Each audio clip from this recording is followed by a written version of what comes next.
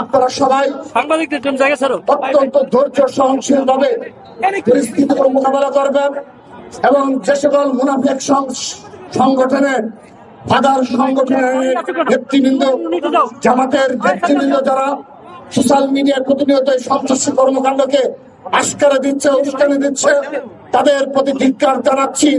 এই ক্যাম্পাস যদি আবার কোনো সময় অস্থিতিশীল হয়, তার পুরোপুরি দায় বহন করতে হবে এই জামাতের শীর্ষ নেতৃবৃন্দের। আমরা হুঁশিয়ারি উচ্চারণ করছি।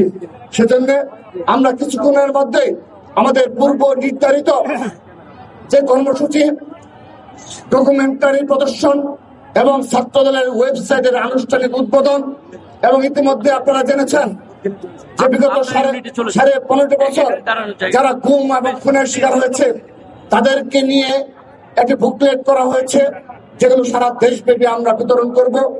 এবং ছাত্রদল কেন্দ্রীয় সংসদের উদ্যোগে এই জুলাই আগস্টের গণ অভ্যুত্থানে 142 জন ছাত্রদলের নেতা কর্মী সমর্থক শহীদ হয়েছে।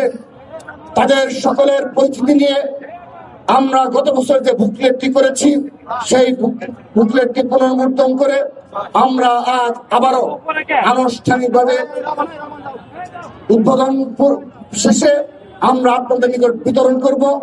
আপনারা সেই গুপ্ত মুনাফিকদের দেখিয়ে দিবেন যে এই হলো ছাত্রদলের গুম খুনের শিকার নেতৃবৃন্দ, এই হলো জুলাই আগস্ট গণঅভ্যুত্থানে আমার ছাত্রদলের নেতৃবৃন্দ।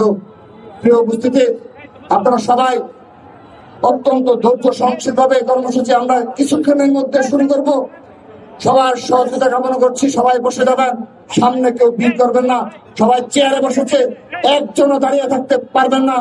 আমাদের মাঝে ইতিমধ্যে উপস্থিত হয়েছেন বাংলাদেশ জাতীয় ছাত্রদল কেন্দ্রীয় সংসদে বিপ্লবী সাধারণ সম্পাদক, বিগত জুলাই আগস্ট গণ অভ্যুত্থানে যিনি পুলিশের খুনির মুখে পিছু হটেননি, নিজে আহত হয়েও রাজপথে অনবদ্য ভূমিকা পালন করেছেন সেই বিপ্লবী সাধারণ সম্পাদক জনাব নাসিরউদ্দিন নাসির, এবং আরেক বলিষ্ঠ নেতৃত্ব যিনি জুলাই আগস্ট গণ অভ্যুত্থানে